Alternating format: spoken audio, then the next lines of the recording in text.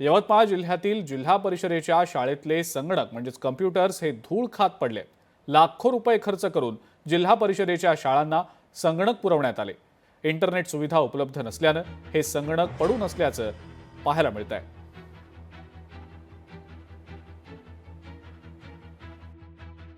सर्व जग आता इंटरनेटच्या भरोशावर चाललेलं आहे, पण आम्हाला सरकारने संगणक दिले पण वायफाय नाही दिलं। म्हणून सरकारला एवढीच मागणी आहे की आम्हाला वायफाय द्यावं। वायफायमुळे आमचं शिक्षण पुढे जाईल।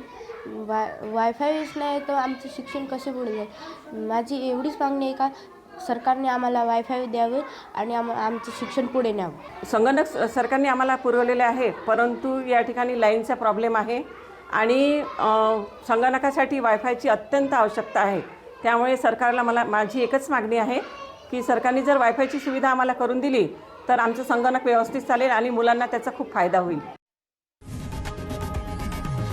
लोकशाही मराठी ऐका, पहा, जागरूक रहा।